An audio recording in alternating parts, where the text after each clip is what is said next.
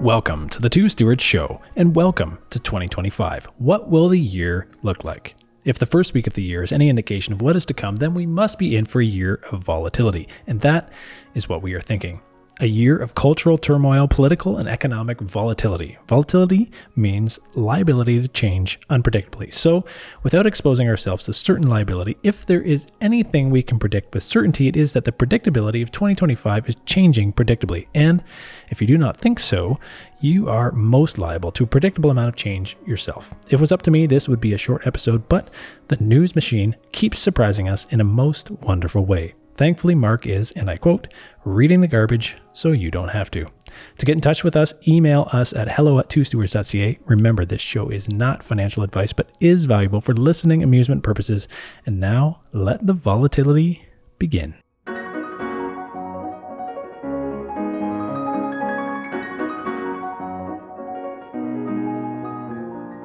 Hello, folks. Welcome to the Two Stewards Show. I'm your host, Mark, and I'm here with your other host, Brent.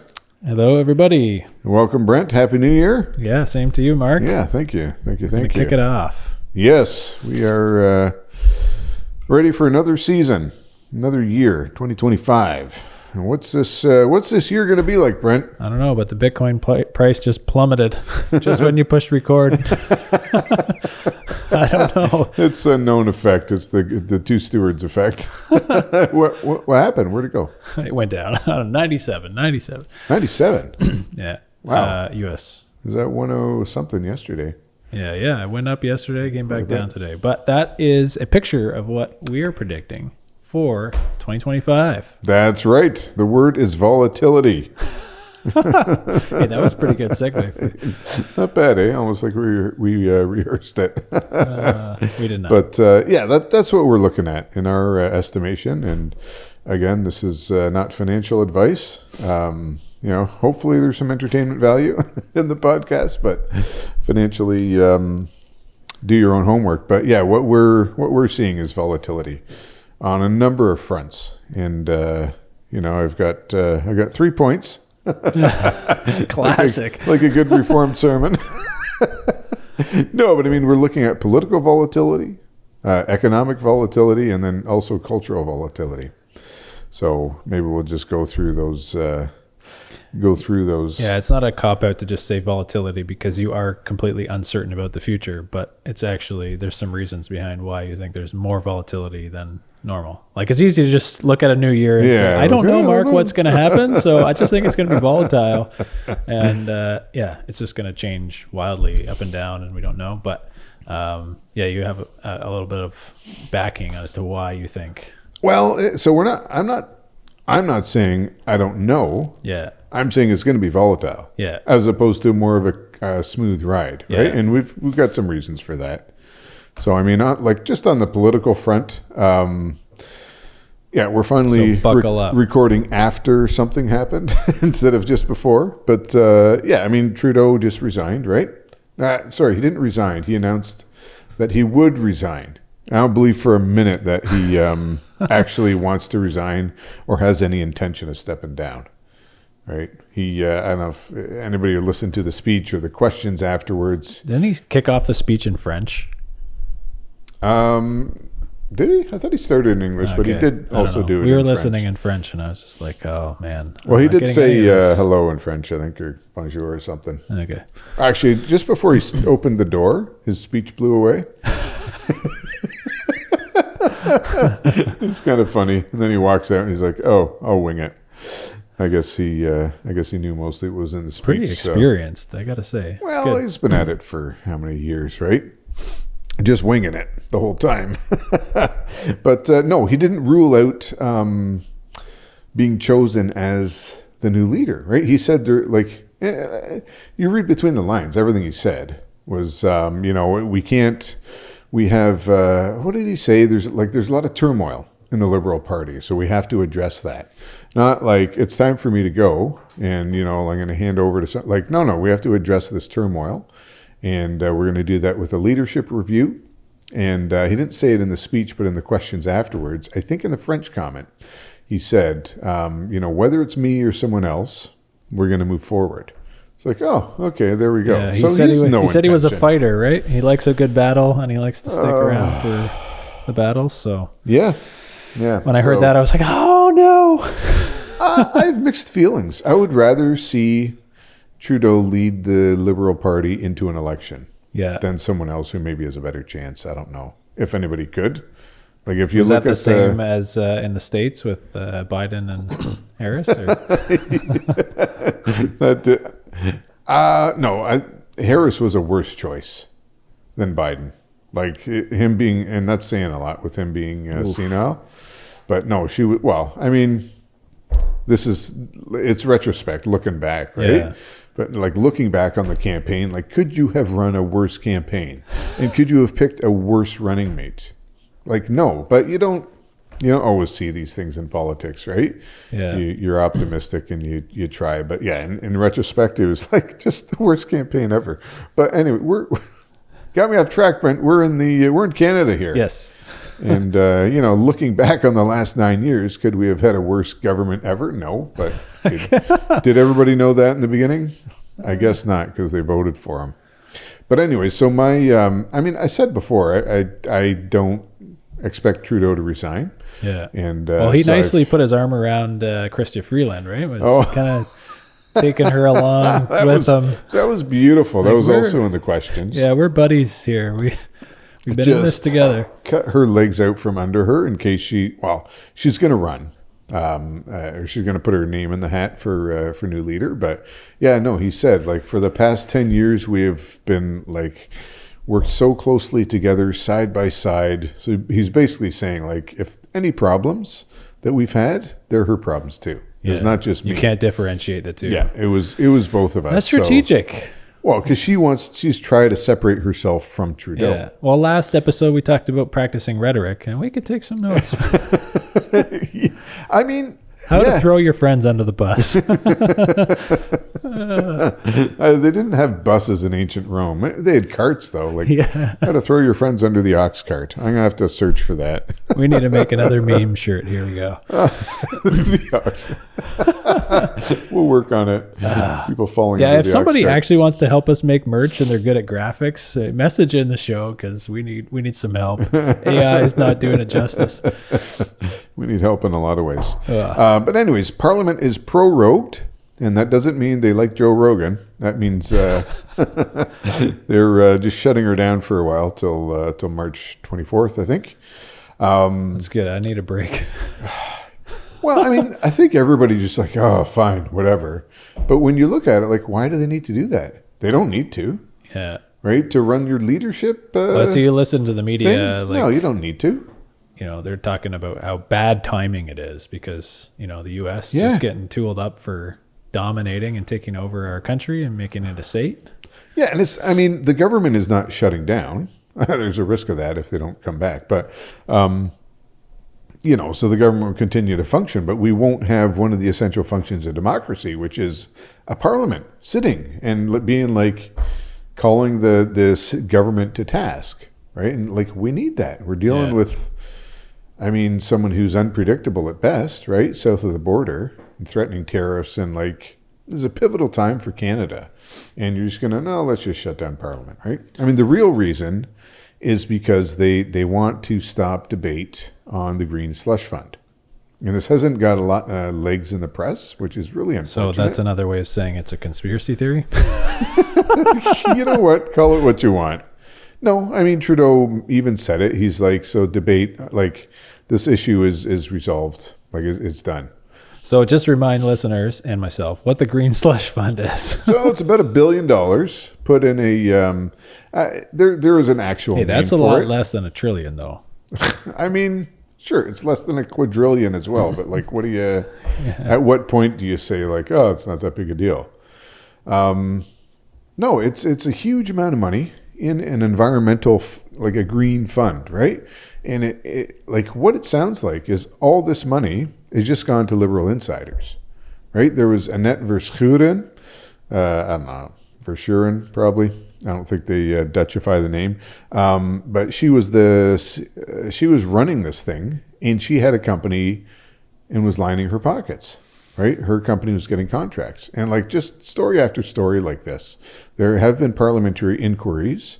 They demanded the spending report from the government. The government gave a report which half of the pages were missing. And so then we've had this standoff in Parliament where nothing was going to happen or get passed. Filibuster, all kinds of stuff until those documents were produced. Yeah. And now they've prorogued Parliament and they're like, nope, that's it. When we come back, we have to do our supply bill, which is essentially like a sort of a midterm spending bill, right? Or the government gets shut down. So you can't really, I mean, you can play chicken, but they got to pass some kind of spending stuff in March, which, you know, conveniently Jagmeet Singh gets his pension February 27th. So his pension is safe, everybody, in case you were worried about about the Maserati Marxist, as they call them. Oh boy. I don't know if you've seen that, right? No, like I his I was listening to the I can imagine. Jordan Peterson, Pierre Poilievre interview, which you know must be good because like leftists all across the Twitter sphere and everywhere else are just like losing their minds about it. So I'm like, I should probably listen. But no, I mean, Poilievre made a good point that like Jagmeet Singh is kind of what's the word? What is the point? Trudeau's farther left than him, right? He's supposed to be the leader of the most socialist progressive party, but like the Liberals have outdone them. Everything they wanted, the NDP, the Liberals did. And it's a race, or it's not a race. He doesn't want to out left him. Well, he can't. Like the only way you could is such like a moving just target, communism. Right? Yeah, like outright communism. That's the only way you could go more left. But I mean, this is coming from the guy with the designer suits, the Rolex watches, the collection of well, that makes sense. Designer in a communist bicycles. Regime when the guy's in charge. Yeah, they're the ones who profit. It's like Animal Farm, right? We talked about that. The pigs. Yeah, that's right. Some animals are more equal than others. Yep. But yeah, his bicycles, right? He'll be like, oh no, I'm green, I'm riding my bicycle, right? And it's like a $5,000 designer bicycle. And he's got like at least 6 or 7 of them, right? You had pictures of him getting, a Maserati pulling up and he's, bringing his suits in there. Like he needs suits, that's fine. But like you're driving a Maserati? It's like, oh, it's not mine. It was a friend's or something. Like, okay, well, I don't know anybody who drives a Maserati. I don't have any friends who could pick me up in one. You should join Parliament, eh, Mark? Right? Like his wife has rental property. Yeah. Like, come on, who are you trying to? And that's all fine. Yeah. That's whatever. I don't care. But don't tell me you're a socialist and you're for the working class and for the poor and like when you're shaking your fist and your Rolex is jangling. Get out of here. Yeah. Okay, so that's all to say that volatility in a political sphere will last until when? Till March? So Parliament comes back in March. Yeah. If the NDP finally... So like until that time, there's a lot of like standstill. There's uncertainty. The U.S. is just dominating Canada. What are we going to... Yeah, we're just gonna basically be like sitting tight and we're not... Like a stuffed toy that a pit bull's playing with, right? Well, if you think about businesses or companies or people trying to make investment decisions... And like, I wouldn't make any. Yeah, what data do you have? What confidence do you have? What direction do you? Yeah, you don't know. What data do you have? Trump's our daddy. He will be. Well, and that's the thing. Like Trudeau is such a weak leader. Yeah. A weak political leader that like Trump is just going to have his way with them. He sent Melanie Joly and Dominic LeBlanc, his former babysitter, to go negotiate. The tariff, the tariffs that they're talking about, or border security, but they're going to be talking about tariffs as well. Like, really, have you seen these people? And that's when you look at who could be the next Liberal leader. There is such a lack of depth. Confidence vote right there. Yeah, like who actually, and I'm sure Trudeau's looked at this too, right? He's made sure that there's been nobody like really strong who could stand up to him or pose a threat to him. They've all been fired and got like Jody Wilson-Raybould, anybody who had an ounce of backbone, they're all gone. That reminds me of like reading through the Book of Kings or Samuel, like talking about all these, Kings. They were reading through Like, the kings of Israel, kings of Judah, the one guy gets in, he kills all the family, anybody who had any connection to anybody. Yep. It's like, hey, you are not going to, usurp my authority. And then the next guy comes and does it for his family. It's just bloodbath. But this is like, it's tame enough that it's political and it's not literally killing them. But yeah, I can see what you mean. Yeah. It's been done for millennia. Yeah, exactly. This is just a different format. So yeah, there's no depth on that bench, right? So, anyways, maybe an election gets triggered in March, right? Once government is dissolved, even a no confidence vote doesn't necessarily mean the government falls right away. They have to. Usually it does, because they're like, okay, we're done, guys. But there's all kinds of, lots of people are coming out of the woodwork now with all these parliamentary procedures, right? So hard to know what actually happens. But typically you have a no confidence vote. Goat. Here is the no confidence goat.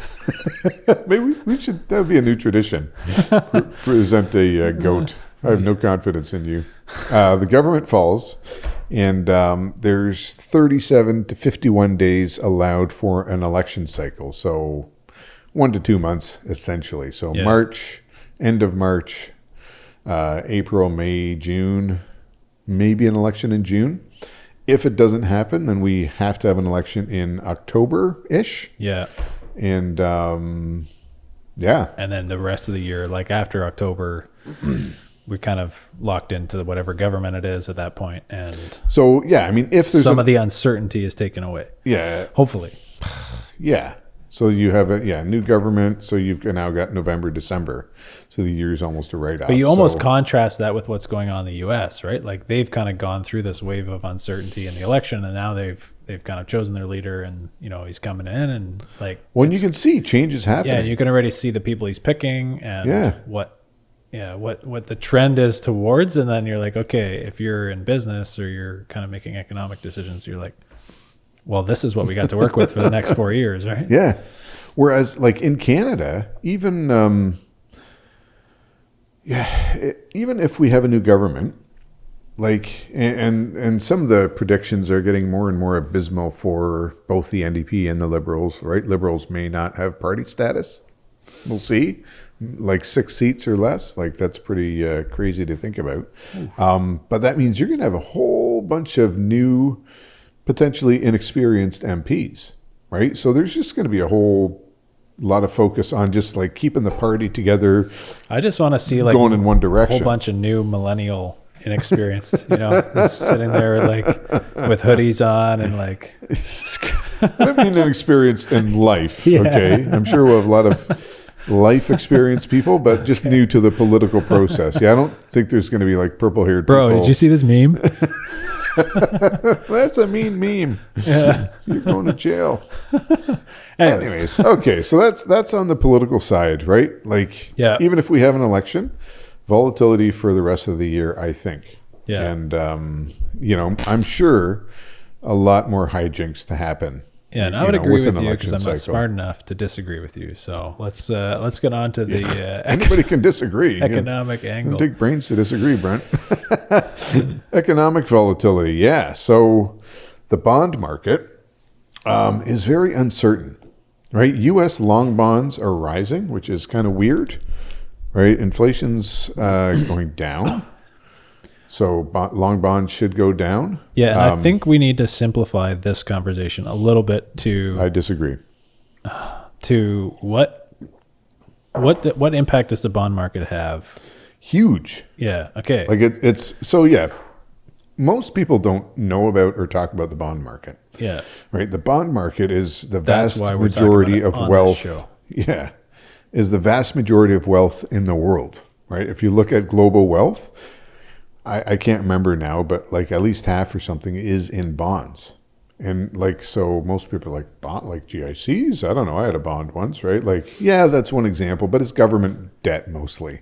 And there's private debt as well. So when we're talking about bonds, that's debt, right? A bond is just a promise to pay debt back with interest. And usually bonds you're talking about is the U.S. government making that promise. Yeah, so... Or governments in general, but like companies as well. But mostly it's the U.S. government. We're looking at Well, so the one thing that's kind of weird is, these U.S. long duration, so like let's say 10-year bonds, keep going up in price, which is weird, right? Yeah, and so what happens is bonds, there's an auction, the government says, hey, we got these bonds at 4%, right? We're going to pay you 4% over 10 years. So fine, people buy them, banks buy them usually. But then they get sold again and again and again. And depending on the sentiment, people will pay more for them or less. So if then what the ticket is, like then the actual coupon rate. Price. Yeah. What the interest rate is. They said it's 4%, and then it could be selling it higher or lower than that. Yeah. Yeah. Okay. Yeah. So if you think that, interest rates are maybe going to go down, you might pay more for them because like 4% now when interest rates are going to be 2%, well, I'll pay a little bit extra to get that 4% and then vice versa. Right. But, like compared to what they could currently get on the market. Well, compared to what you could get in a 10-year time frame. Yeah, yeah. Right? So and typically you pay less for longer duration bonds because there's more certainty. So you might it's only 3%, but I know I'm going to get that 3% over 10 years. And like 10 years is a long time. Yeah, yeah. So anything could happen, but I know at least one of the things that could happen is a lot of money printing. So typically you get higher coupons, like higher rates on the shorter duration bonds because there's more. Typically they're higher. There's more risk. Yeah, but they'll move in different, in different ways. Anyways, I don't have to go into too much, but U.S. bonds, long bonds are going up, and so a lot of people are like, we don't really know why. There's a disconnect between what traders are doing and what the market is seeing. Yeah. We're seeing bonds in China are falling, like drastically, like a lot. And that means nobody's buying them? Yeah. So nobody has confidence in China? Yeah. So if no. Or everybody has confidence. Like this is no. So the rates are falling. So it's not a good sign. The rates are falling for bonds. The yuan is also falling. That's their currency is also falling, and we're seeing lots and lots of government stimulus. Yeah. Right. So that's where the rates. One reason rates would get low is if there's just a lot of them. Yeah. Right. It's worth less.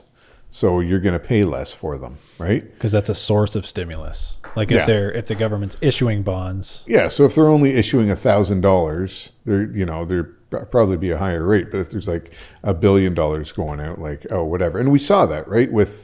Through COVID and QE 4 or 5 or whatever it was.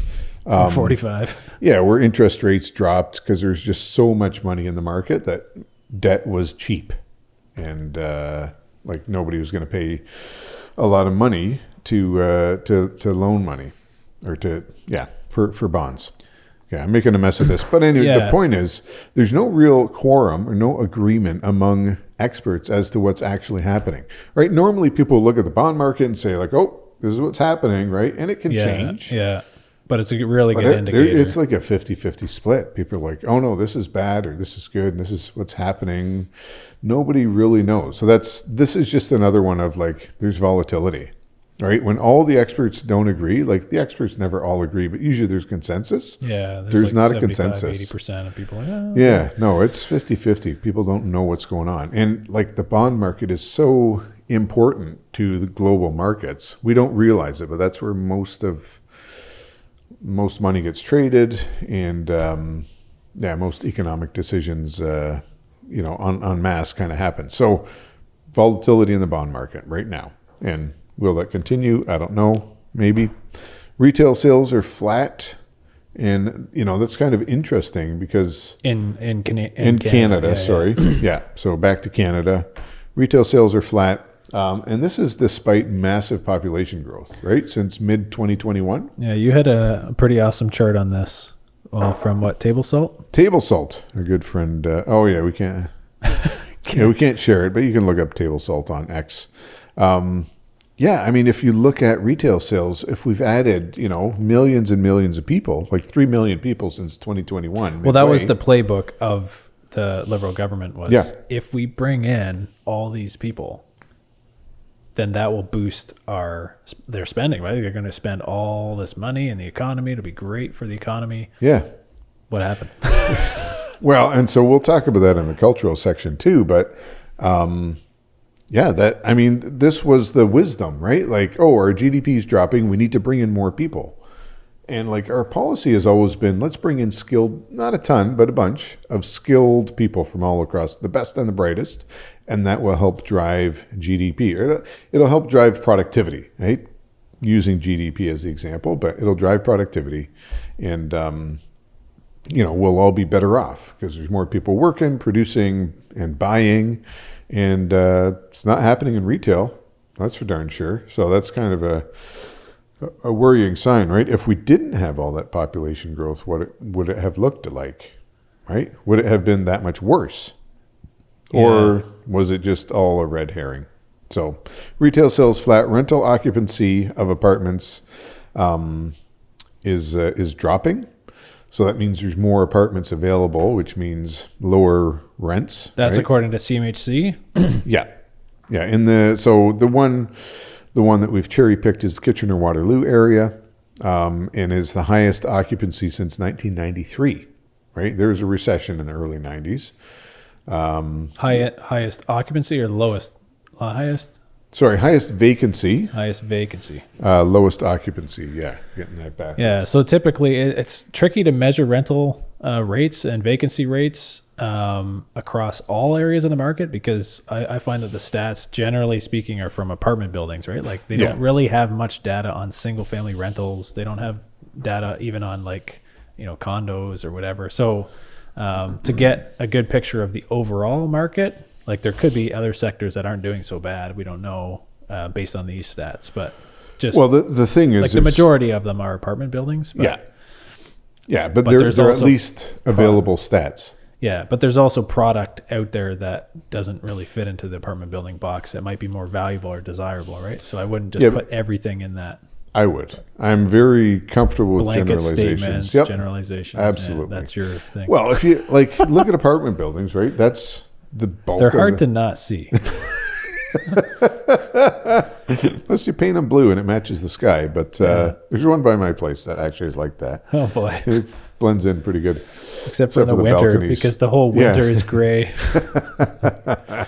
No, but I mean the point is, like, it's a huge chunk of the rental market is apartment buildings. Yeah, and it's generally a good sign, right? It's not necessarily what's happening in like family rentals. Yeah, of detached bungalows or upper floors of bungalows, right? Yeah. But that's a smaller part of the market. Yeah, but that's typically where a lot of investors, like especially people getting in, they're not buying apartment buildings, Mark. No. Maybe. Yeah. No. Like, but I mean, so you have to go to anecdotal evidence for that. And the anecdotal evidence, I mean, I think we got Hart Togman coming on, right? Yeah, we'll pick his brain. Who's got some more info. But anecdotally, rents are also dropping on on single family or detached dwellings. So, it's slowing. So that's interesting.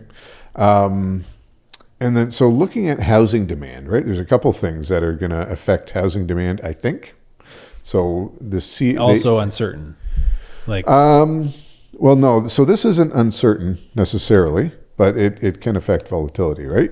Because we'll get to it. But CRA income verification for mortgages. So now if you go to, not now, whenever this gets implemented, so within the next year probably, which maybe there's going to be a rush of mortgage applications. If you're going to commit fraud, do it now. Yes, now is the time. So people have been calling this for a while, right? Ron the mortgage guy, look him up. Ron Butler. Ron Butler. I forgot his last name. It's the world we live in, right? You're known by your Twitter handle, not your actual name. Ben Rabideau, a number of people have been calling for this, and it happens in other countries, right? If you say you made $100,000 last year, fine, let's just we pull the tax return from CRA. Yeah. And is that actually what it says? Yeah. Right? So you can lie on your tax return, like fine. Yeah. Right? And people they'll just falsify their T4s. Like, it's a lot harder to do. Yeah. And it's hard to get a T4 from an employer. Charges. Well, and you have to pay tax on it. Yeah. Right? So because what's happening now is people are just making up income, and they'll make fake T4s and fake whatever, but there's no actual monetary ramifications other than if you get caught, right? Yeah. So you'll have... Or you can't pay your mortgage too. That would be like... Yeah, that would also be a clue. Oops. No, but you'll have people, so maybe it's like a family, and there's a lot of undocumented income that's coming in, so they can't prove that they make this, so the banks won't accept it. So they'll just be like, okay, this, the husband, okay, we're just going to give you some T4s. Well, and like very easy to find, right? Just go online and look for fraudulent T4s or fake T4s, and people will make them for you, and they're pretty good quality. Say like, okay, Brent, you make $200,000 a year now. Okay. And you give it to the bank. The bank's like, I'm not going to look too close. You gave me the document. Yeah. Right. The box that I tick says you have to have this document. You gave me the document. It says you make X. Perfect. Yeah. You're approved. So it's more of that. Turning a blind eye. Yes. So what's going to change?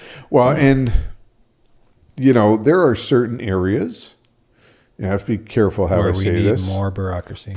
No. Certain geographic areas where this is huge. Right. And there's certain communities that are engaged, like just straight up, they're engaged in it.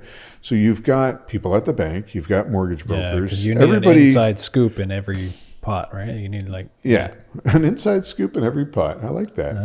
Interesting. Election slogan. No, but like where everybody's kind of involved and there's a lot of wink, wink, nudge, nudge. And like the mortgage broker will be like, oh yeah, go talk to this guy. He'll give you the documents. And then we'll go to the bank and I know the guy at the bank. So it's all fine, right? That's all going to stop now. Which will cut down demand for housing. In certain areas, it absolutely will cut down demand. Yeah, if you can't get the funding because you can't fraudulently claim your income is at the level you need to get the funding, then you won't buy the house for that price. So you can get a fake T4 maybe from a company. Like, try to get that from the CRA. Well, no, but then you got to pay tax on that. Yeah. Right? If you I'm well aware of that in the self-employed realm. If you're self-employed and you want to get a mortgage, you got to actually pay tax on income, right? Like, you gotta claim. A lot of people, self-employed people, even people we talk to, who want to invest, they have a business, which is like a super strategic way to like avoid tax. So they don't pay themselves very much. And then they go to get a mortgage and they're like, well, the bank will only give me about a $45,000 loan. And I'm like, yeah, I know. And I just bought a new trailer for you. But yeah, then you have to stomach it for at least 2 years, pay the tax if you want to get a good mortgage or like an A lender or whatever, right? Yeah. A-lender. So anyways, so this is, hopefully going to come into law. I mean, the government will fall and we'll see who knows what happened with the legislation, but I think this one will stick around. So you said that was maybe an opportunity for B lenders, private lenders? I think so, right? If you've got the stomach for it as a private lender and like you get a family. So a lot of this isn't. It's just the risk, right? Yeah. I want to clarify, like a lot of this is not people who can't afford it, who are getting fake documents and then getting into this house. Cause like, that would be stupid because you can't actually afford it. That's kind of what and you probably don't have the down payment. GFC. That was ridiculous. I don't think we're at those levels, right? It's not people buying like would 5 houses. Would you be surprised? I wouldn't be surprised, but I don't think that's where we're at. I agree.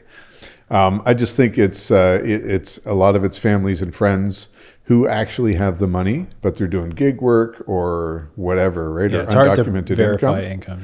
Yeah. And so if there's lenders who are okay with that, then if it's I a think private moving lender, forward as house prices kind of grow, looking 10 years down the road, asset prices rise, the tendency for more and more families to, multi-generational homes, people living together, like you said, friends or family who have multiple sources of income. Yeah. Right. I think there will have to be some changes made to how lending works and kind of broaden the horizons, make it easier, right? Otherwise, who's going to own these assets, I guess?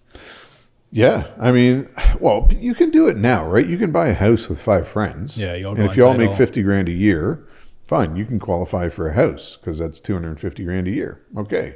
But yeah, then you're all on title and that's just not always possible. So I think there's opportunities for private lenders and maybe even B lenders are still pretty strict right? You can do like stated income if you have a business where they're like, we get it. We know you have a business and we can see the money coming in and you're only making 20 grand a year on paper, but we know you have the income to support it. So we'll lend to you. But I'm talking about a little bit dodgier. So yeah, private lending. Also potentially predatory lending where people are like, yeah, sure, we'll lend to you. And then they end up taking the house. We'll switch from mortgage fraud to predatory lending. Yeah. All right. Throw that one back at Ron Butler. What else you got? Mortgage rates. Mortgage rates. The next Bank of Canada interest rate announcement is January 29th. It's a good Wednesday. Like Wednesday.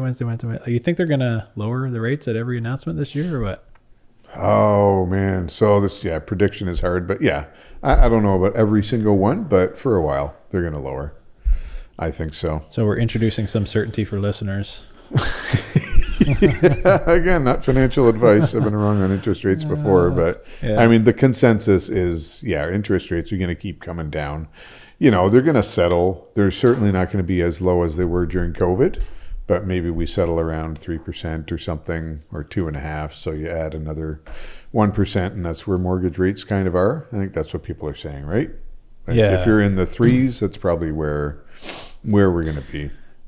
Yeah. So, like if money's free in a crisis, then in a good time, it shouldn't be free. I don't know. No, it should be higher. Yeah. Right. That's better for everyone.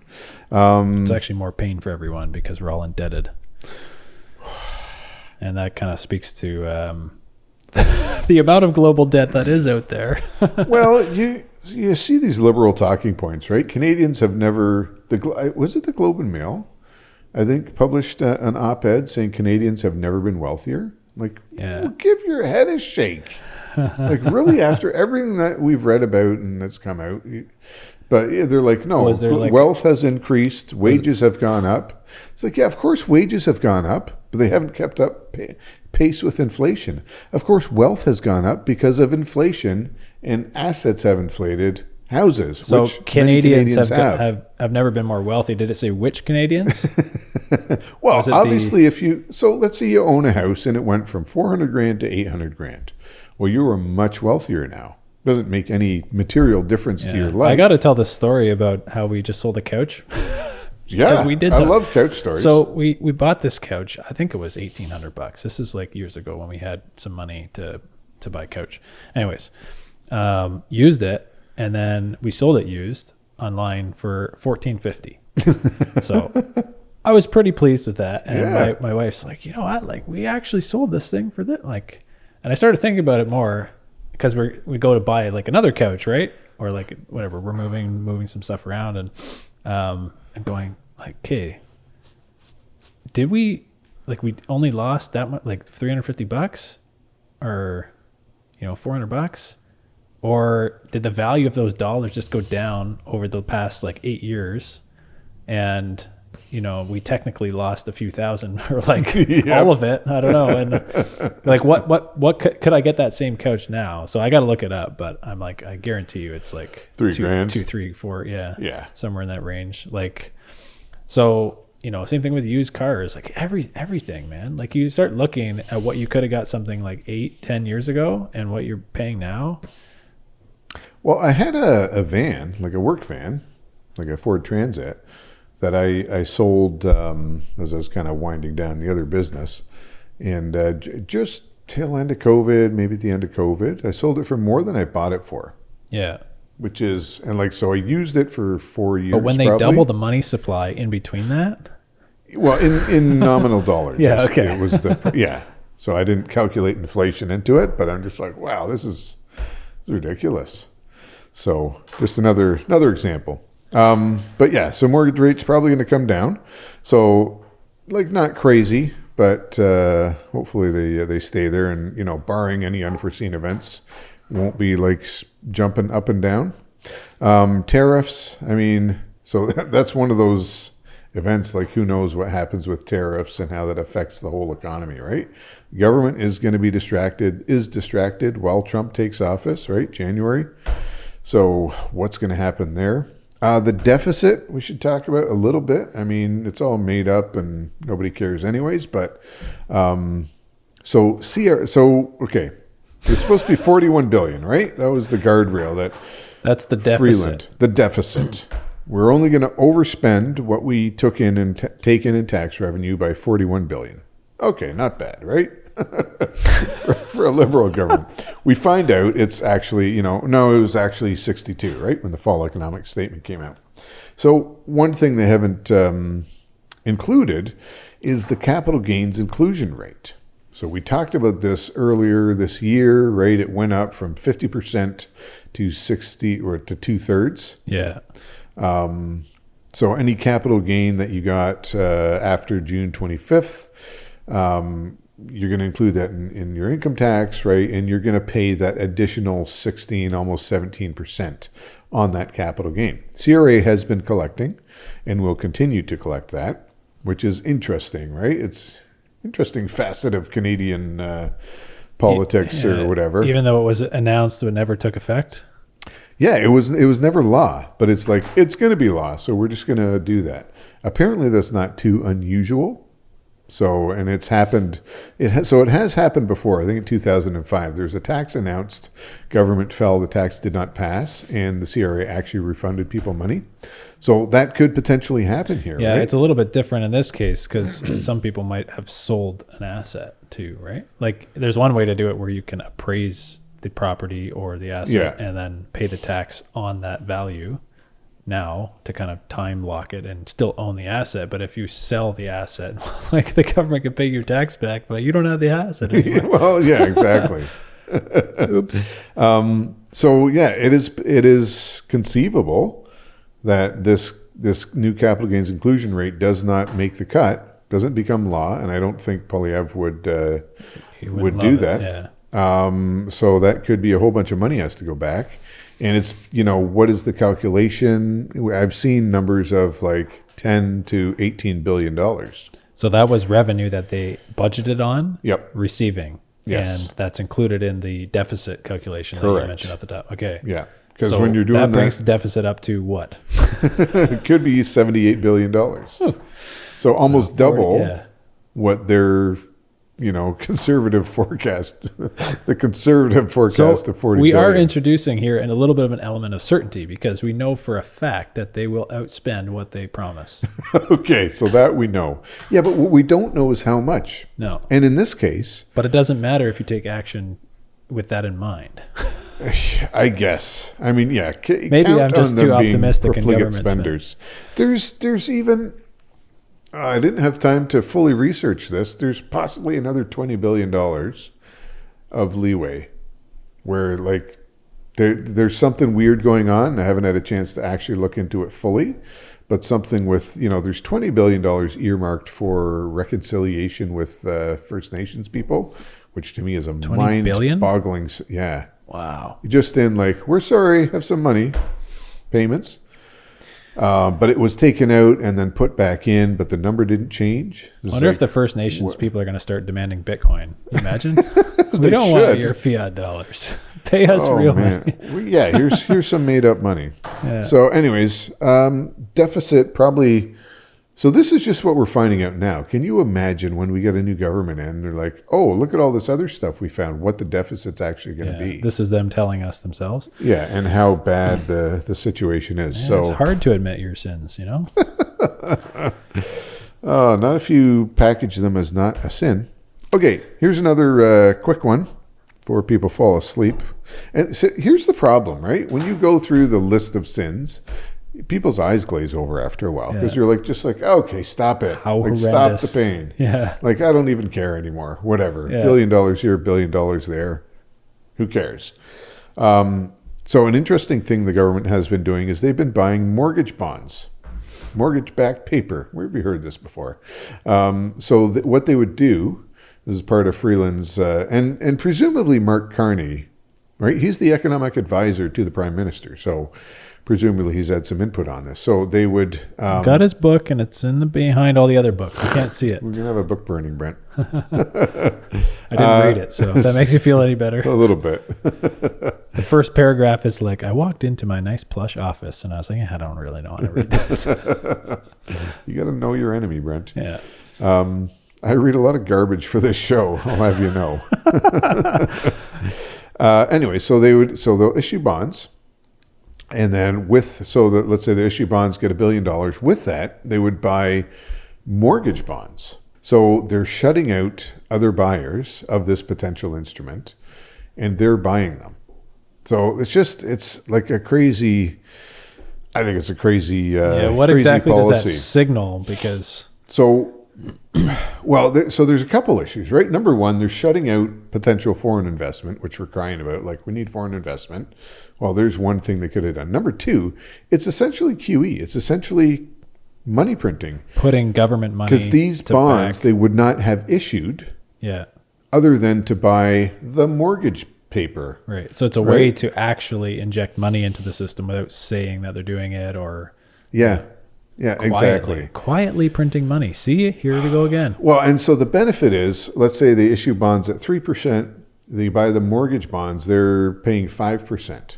So there's a 2% delta, like a difference of 2% that they're actually making. So on the face of it, it's like, hey, perfect, we're making money. But it's not really, government shouldn't be doing this, right? And so that, interestingly, that 2% or whatever the delta is included in revenue for this year. So we hope their predictions are actually right. So that's an interesting thing they've been doing. So, and credit to that to Stephen Punwasi. He writes for Better Dwelling. He also writes on X, and he's got a lot of good content. He ferreted that out. The other one they've been doing is issuing bonds, getting billions of dollars, and then loaning that to corporations. Which, like, okay, do we need to do that? No. But okay, you're supporting corporations, but then they were forgiving these loans. And there's no documentation on how much and to who because it's all secret, who these loans were forgiven to. So it's essentially corporate Your corporation welfare. Didn't get one? I wish. I'll take it and then have it forgiven. But again, in the billions of dollars, and there's no oversight on this. So your faith in the Canadian dollar and the system is just skyrocketing to kick off 2025. Well, here's the thing. When we get a new government, are we going to get a series of revelations saying like, things are actually a lot worse than we thought, right? That is going to contribute to volatility. Yeah, confidence. So, what else? Oh, you were talking about the U.S. dollar. You think it's got to weaken? Well, if Trump's mandate or Trump wants to bring back jobs to the U.S. and onshore some of the manufacturing that has been sent to other countries, how is he going to do that with a strong dollar? Yeah. So he has to weaken the dollar, and I'm just trying to think through the implications of like weakening the dollar. That just basically means inflation, right? They end up with more expensive goods and services inside their country. And, the U.S. citizens have had for the longest time, like this, what do they call it? The exorbitant privilege, right? They can print money at the expense of everyone else. They have a strong dollar, so they can go around the world and just be like, hey, we're from the U.S. and our dollar is stronger than yours, and we can buy all your stuff for cheap. So it might be a little bit of a rude awakening for the U.S. when they go around and, our dollar doesn't purchase what it used to. Yeah, I think he kind of has to, and you were kind of talking before the show, like, okay, the dollar could jump on confidence when he comes in, but he'll have to bring it down and there will be some pain with that, right? If he tries to bring the dollar down and succeeds, then there'll be like some short-term pain with, some maybe longer-term benefits of bringing back some of the jobs, right? So inflation might go up, but if there's more jobs now as a result, there's more manufacturing locally in the U.S. or domestically, then, presumably the people who are working in those factories are U.S. citizens and they're making more money. They're able to kind of, keep up with the inflation. I don't know how that plays out, but that's the game plan, right?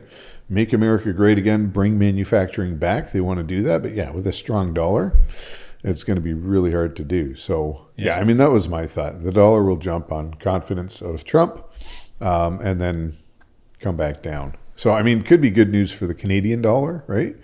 And especially if we do adopt some better economic policies around energy, right? So, does that mean this year the dollar will go the lowest it's going to go for a while?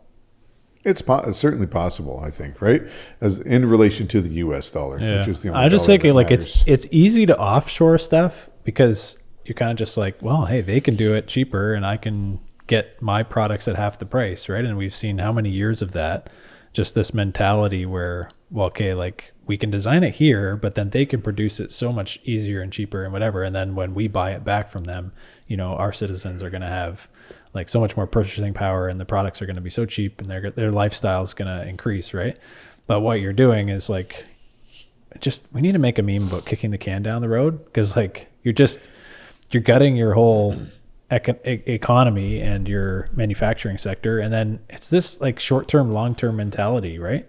That we've talked about on the show in relation to not just the economy, but all areas of life. Like you start.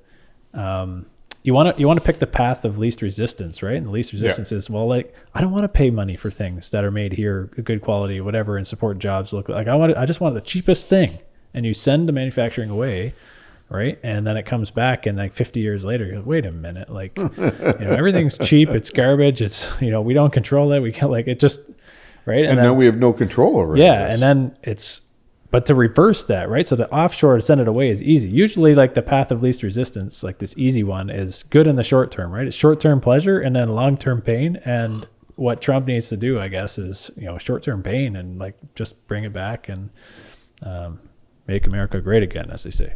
So there's a stand-up comedian, Ronnie Cheng. Yeah. I think he's Malaysian. He had like just an excellent bit on this, like 2 minutes or something, where he just went off about this, but he did it in a comedic way. I don't know, I'll see if I can find it. Maybe we put it in the show notes, because it just encapsulated perfectly exactly what you just were talking about. I think Lynn Alden shared that. Okay. It's just like, yeah, you couldn't have said it better, man. But also what happens when inflation skyrockets is people look for assets to hedge against inflation, right? Yep. So we'll see what happens with asset prices as this plays out over the next couple of years. I mean, everything is pointing towards more money printing, right? Yeah. Pierre Poilievre has said, like, we're going to stop it. But he doesn't have his finger on the button yet. No, and I mean, he won't for at least not till the end of the year. It's like the Lord of the Rings. You pull that ring out of your pocket and you're like, wait a minute. Why I could just push the button and print all the money. Okay, so that is economic volatility, right? There's some certainty in there, but there's a bunch of different factors that are kind of at counterpoints to each other, and it'll make for an interesting year. A lot of tension, that's for sure. So my final point, last point was just about cultural volatility, and so a lot of this is going to be around immigration. And populations of Western society. So, there's no doubt we're seeing a huge tilt to the right across the board in every Western democracy. And a lot of this is just a reaction. I don't even know if it's a tilt to the right, if the right's just kind of like hanging out here and the left is just, woo, where did they go? Back to the middle, maybe? Yeah.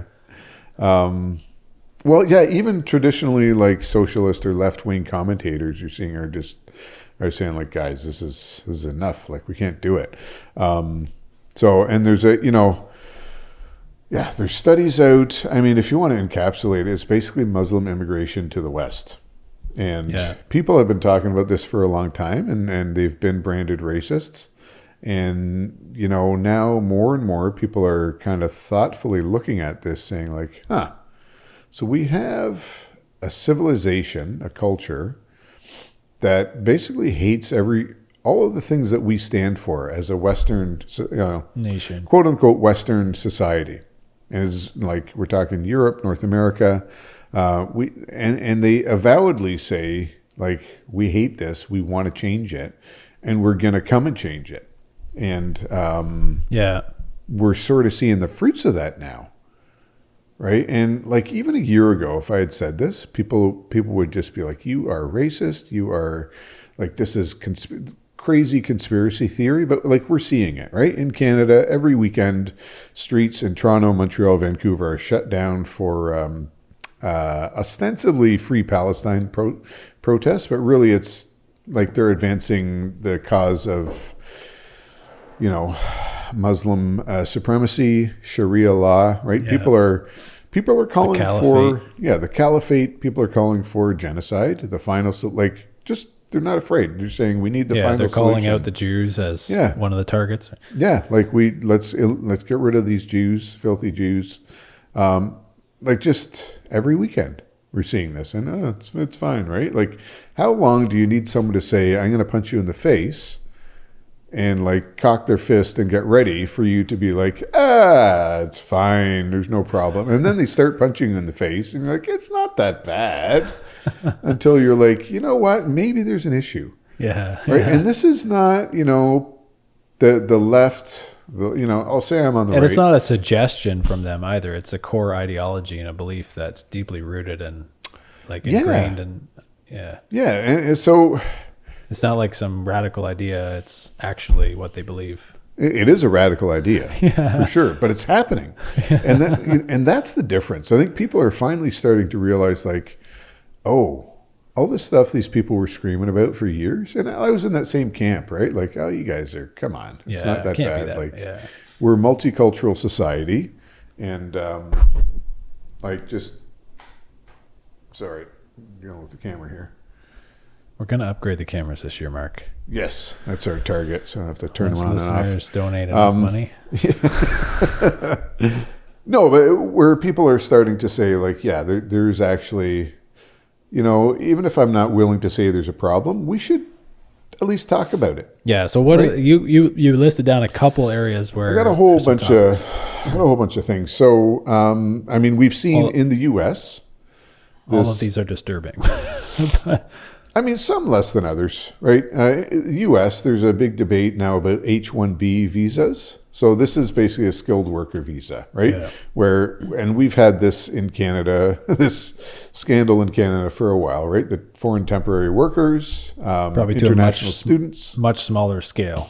Per capita, no. Per capita big, yeah. We're much better than the U.S. on fraud per capita, but overall numbers, much smaller. But basically where your companies are saying, like, I can't find any good Canadian workers, we need to bring in workers from abroad.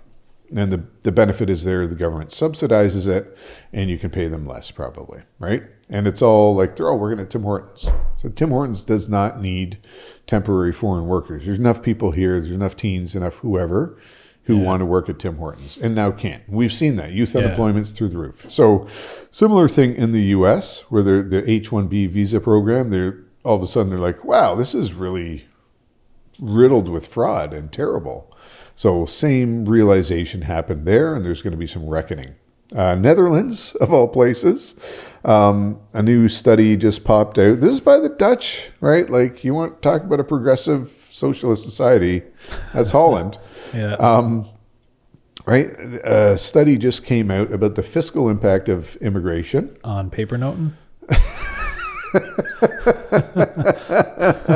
I hope that the price goes down because I like them. No, but it shows a negative overall impact of immigration on And they called that out. They actually said it's negative to have immigration. Yeah, no, it's just numbers, right? Well, because some people do these studies and they don't post the results. Yeah, no, this one got posted. That before too. Okay. And we can share the study in the show notes or whatever. But it shows, like, they look at different ages, everything, and like just across the board, all the immigrants they've taken in has been a net fiscal negative. And certainly you can't tell me there's a cultural contribution. So, like, what is the benefit? Yeah. There's been no benefit. Yeah. Right. Especially when you get people bringing in across their whole families. Right.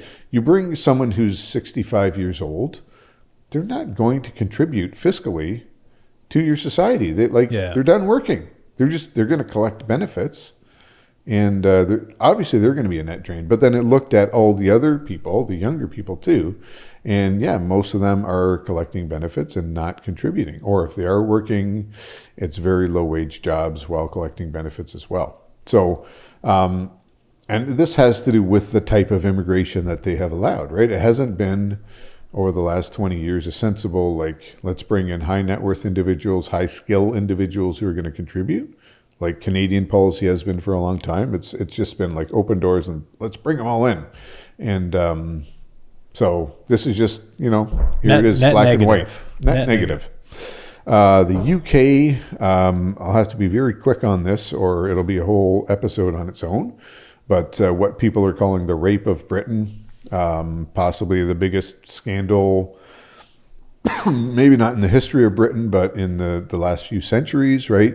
Where the numbers vary, but possibly 250,000 girls, and I'm talking like little girls, under 15, certainly not consenting individuals, as the case has been made, have been sexually exploited.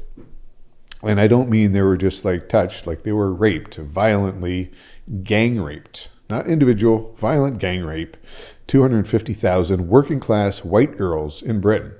And I'm not saying that because like, hey, the white people stand up. I'm saying there is a racial element to it, and they were targeted because they were white.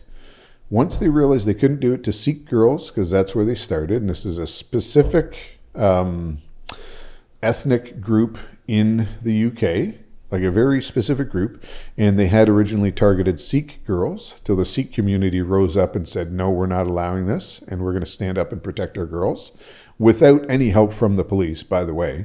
Yeah. And they did it, so then they turned to white girls. And so there's a whole bunch of things that like play. An easy target kind of thing.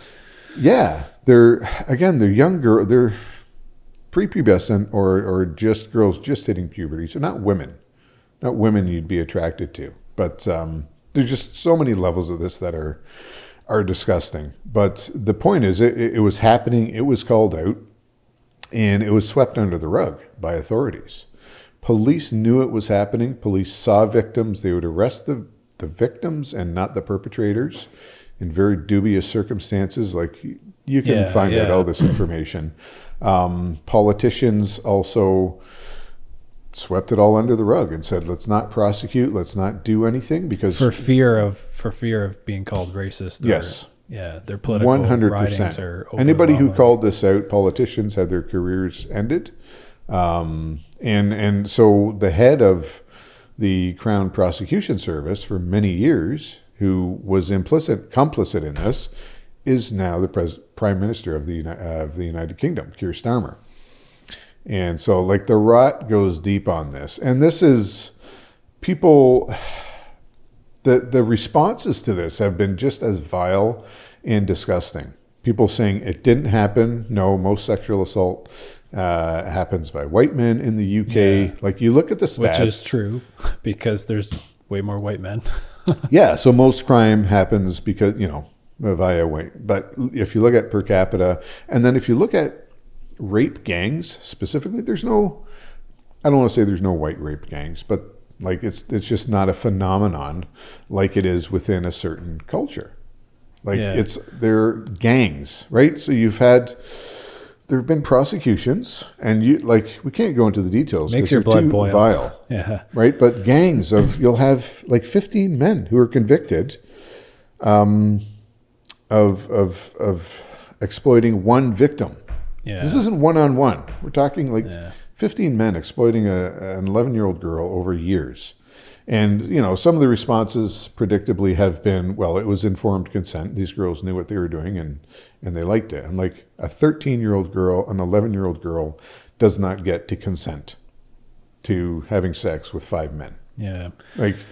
Anyway, so that this is, it's been pushed down, and they're trying to push it down now by changing the definition of Islamophobia, if you can believe it. They want to expand the definition. They want to. They are charging people and jailing them for memes. They have threatened to charge Americans, if you can believe it. Right? Because police chief in the Musk UK got a hold of this, right? Yeah, police chief in the UK has threatened to charge and extradite Americans, which is ridiculous, for posting memes about this stuff. Elon Musk got a hold of this, and he at first he's like, no, come on guys. And then more and more, there's just too much evidence.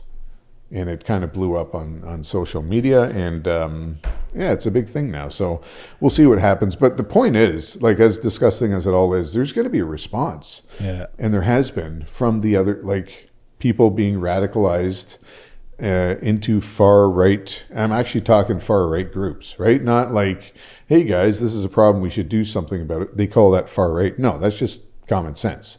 But there's going to be a reaction, and in the UK, and we're going to see the effects of that all across Western society, right?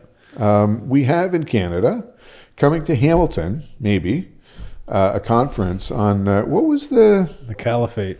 Yeah, I can't, there was a Khalifa something or other. Islamic extremist group hosting caliphate conference in Mississauga, and you're saying it's now moved to Hamilton. Yes, they got pressure in Mississauga, and I mean, to her credit, Mayor Horwath has said, like, hey, this isn't cool, guys, but she hasn't outright banned it. But well, a description of it is an extreme Islamist organization banned in Germany and the United Kingdom is hosting a conference in Mississauga to discuss obstacles to reestablishing an Islamic caliphate. So, and if you look at what some of these guys are saying, what some of the leaders have said, like, this isn't just rhetoric. This isn't us being like, oh, we don't like Muslims. No, this is like, we need to establish Sharia law in Canada violently, and remake society into a very extreme version of Islamic law. So the worst that the Taliban could do, like that, right? That's what they want here, and they want to do that violently. And again, we're just like, yeah, it's fine, guys. Come on over. Let's have a conference. So, and again, the point is, number one, yeah, we can detest this stuff and call it out, but it's going to cause a reaction. If you just allow this stuff, it's going to cause a reaction, and you're better off to nip it in the bud than to allow people to finally rise. Because when citizens rise up and they've had enough, they may go too far. Good times make weak men. Yes. Yeah. And then weak men make hard times. Hard times. Hard times make good men. Strong. Yeah. So we're kind of in that cycle there. Yeah. So anyways. We should start the what is it? The Two Cultural Pundits podcast, or the one Cultural Pundits? So I'm trying to stick to just like cause and effect here. It's hard. We have seen. It's good to paint a picture, but yeah, we have to bring it home. Yeah, like Bob Ross. No, so we have seen, they just announced a pause on family sponsorships in Canada for immigrants. So basically you can't now sponsor your parents or grandparents to come if you've come. And it's like, interesting. So need I remind you that a year ago, anybody who suggested this or any other restriction on immigration was painted as racist. Yeah. Not like, no, Trudeau said you're racist. Right? So I just want to, like, everybody who said something, and if somebody's being called a racist now, just stop and think about it. A year ago, everything the Trudeau government has done on immigration now to, like, curtail it, when that it was all been suggested, and they out and out called people racist for suggesting it. So what changed? Are they racist now, or was it just a sensible policy? So now if somebody's being called racist, yeah, it is the definition of racism that has changed. Yeah. So anyways, it just, you can tell, annoys me a little bit. Right. And again, we've had this stat, was it 68% of Canadians favor mass deportation? Like, that's not the Canada I grew up in. Like, that never would have been a stat in years past, but this is where we are. Anyways, so I guess the point there is, like, probably there's going to be some volatility because the people on the left, right, all these protesters, everybody who's calling for Sharia law in Canada, they're not going to give up. No. They've gotten this far. Why would they? Yeah. There's going to be a backlash. There's going to be some volatility. What that looks like, I don't know. Yeah. Peterson and Poilievre did an interview. I found it interesting that Pierre kind of reinforced the idea, which, like, we disagree with, but he was saying, like, yeah, family formation is delayed because people can't afford houses, right? When you can finally afford a house, right, and stop working, like, let's say a man and a woman get married, the woman can stop working, have children, or maybe she doesn't stop working, but by the time they can actually have children, they're like way like later on in life. And so, we disagree with that analysis, but I mean, that's... Well, and the priorities behind it, right? And the priorities. But he at least is understanding that it's hard for anyone to buy a house, right? And he said, when he talks to young people, all they do is work. And like, I kind of agree with that to a certain extent, right? Some young people do nothing and they complain how hard life is. Yeah. But then the ones who are working, like... Just work. Everybody's got 2 jobs. Yeah. Or 3 jobs. It's not uncommon, right? Yeah. Putting in the hours. Yeah. Working their butts off. Labor productivity also came out of that interview, right? US, it's about $80 an hour US. Canada, it's $50 an hour. Like, just productivity in dollars. That's ridiculous. So, there's... We'll have to check that interview out. I don't know. I didn't watch it. So. Yeah. And it just reinforces the fact that, like, it's tough in Canada right now. And, it's not good. People aren't happy. So, I mean, what are we looking at here for 2025? I mean, we've talked about, I think there's going to be cultural unrest. We'll probably have an unfocused government for a while. So there's not going to, federal government, not going to help for a while. I mean, Ontario probably will see another Ford government. And I mean, we got to dig into these guys too, right? You talk about that evil glare, dodgy spending. But that's the one thing we can be certain about, right? I said it before. Yeah, you're right. We can be certain about more spending and dodgy spending. Probably a lower Canadian dollar for the time being, right? Eventually, I think we'll see that flip, but I think it's 69 cents now. It's going to keep dropping. New government at some point. So, I mean, what do you do, right? What do you do? I mean, I guess when you're looking at real estate, probably same story as we've seen. Not a lot of cash flow in long-term rentals, and but growth in asset prices.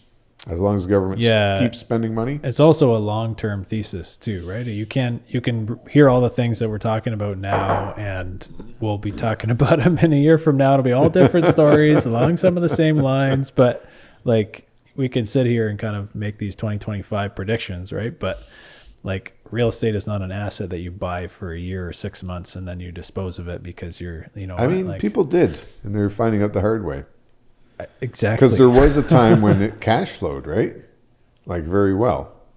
For a brief period. And that's what everybody bought. So it's just not an asset class that treats you well in a short period of time as a rule, short-term right? So thinking. Like just be wary of that. And I think we're in the real estate space. We like it for its long-term value and its long-term benefits, right? And I think a lot of the trends point towards, more money printing. Houses are hard to make. They're expensive to make. Maybe they reduce the development charges, make it a little bit easier or at least cheaper. But in general, they're just not building this stuff, and it's scarce, more scarce than Canadian dollars anyways. And looking around, it seems like there are buying opportunities. Yeah. Right. We're talking about this before the show, some of the house prices, I think the numbers can work, right?